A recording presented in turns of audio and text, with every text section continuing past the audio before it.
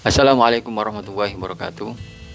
Bismillah, alhamdulillah, wassalatu wassalamu ala rasulillah Sayyidina Muhammad ibn Abdillah wa ala alihi washabihi mawala amma ba'du. Sahabat kalian, kali ini saya akan menjawab pertanyaan yang sudah diajukan terkait dengan fikih keluarga. Kebetulan saya juga mengampu mata kuliah hukum keluarga atau ahwalus syahsiyah di Universitas Nahdlatul Ulama Indonesia Jakarta. Bismillahirrahmanirrahim. Pertanyaannya, bagaimanakah kiat memilih pasangan hidup? Apa yang perlu diperhatikan? Sahabat sekalian, pada saatnya kita tentu akan menikah ya. Bagi yang mau menikah, kalau enggak ya. Tapi apa enaknya ya kalau jomblo melulu ya. Nah, pasangan seperti apa yang akan kita pilih?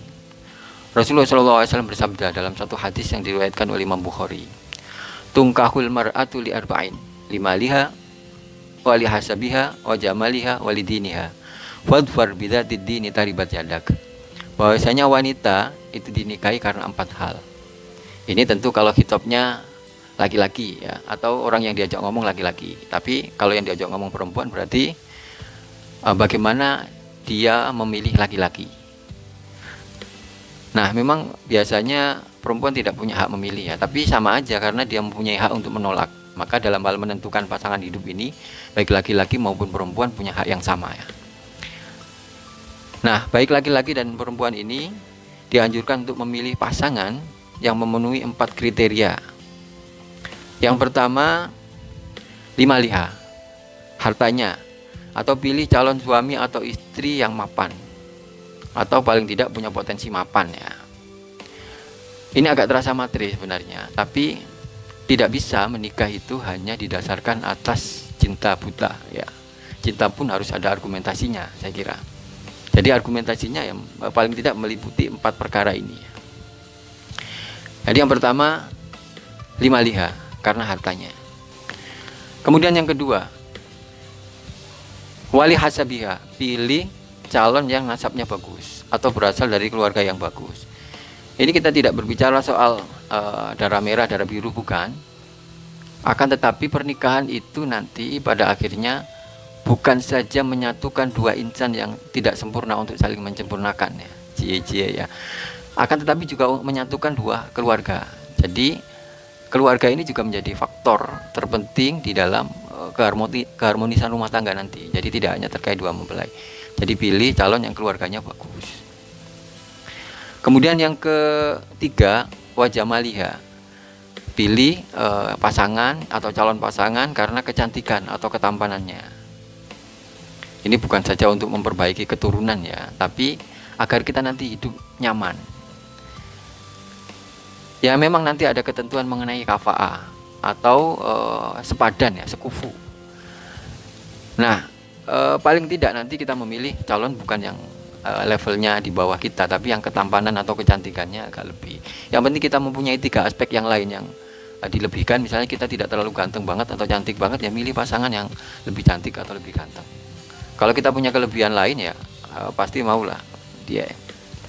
Kemudian yang berikutnya, walidiniha, karena agamanya. Jadi 4 hal ini bukan urutan ya, bukan urutan, tapi 4 kriteria yang harus ada, baik keempat-empatnya maupun salah satunya. Li arba'in, 4 ini maksudnya li ajli khiso li arba'in mujtami'atin au munfaridatin, memenuhi 4 kriteria baik keseluruhannya maupun salah satunya. Nah, lanjutan hadis ini jelas, fadfar bidzatid dini taribat yadak, carilah yang agamanya lebih baik. Jika tidak ya maka kalian akan tersungkur ya di sini. Fadfar atau minal dhufur wa huwa ghayatul bughya wa nihayatul matlub. Jadi yang inti dari yang dicari dari 4 itu adalah bagian terakhir ini, agamanya. Taribat yadak itu maksudnya di dalam teks hadis ini ya, ma'nahu lasikot yadaka biturab.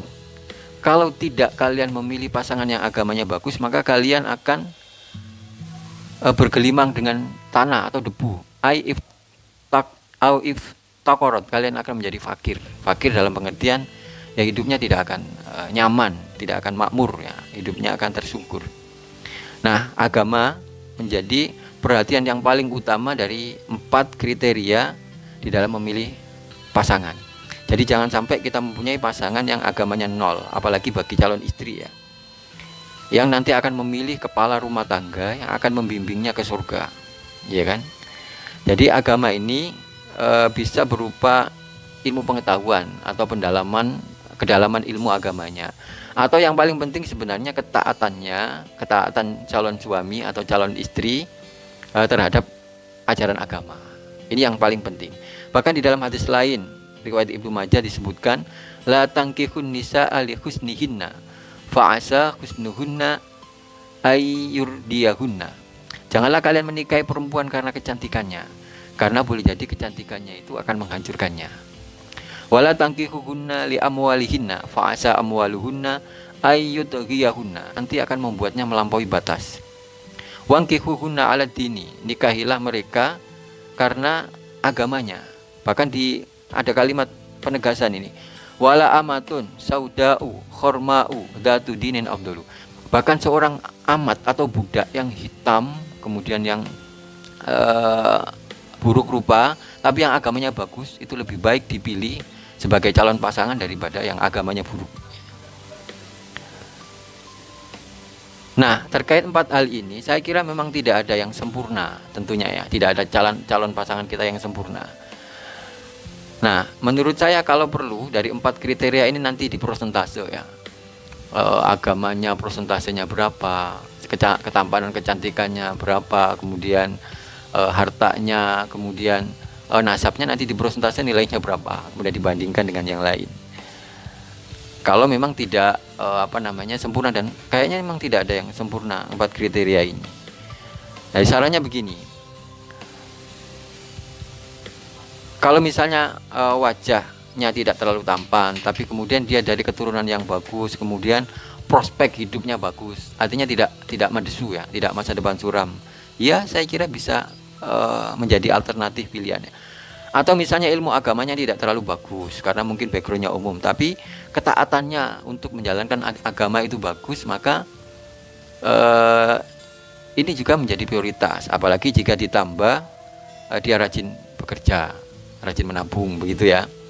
Nah, ini menjadi prioritas. Misalnya juga begini, Anda laki-laki yang misalnya tidak terlalu kaya, tidak berasal dari keluarga yang kaya, kemudian merasa tidak terlalu pandai untuk mencari duit, ya maka jangan sok-sokan kemudian mencari istri yang biasa-biasa saja, nanti akan menambah angka kemiskinan. Cari calon istri yang berasal dari keluarga yang kaya atau paling tidak punya potensi kaya, sehingga nanti berimbang. Yang penting kita mempunyai 3 aspek lain yang bisa dibanggakan. Jadi kemudian 4 kriteria ini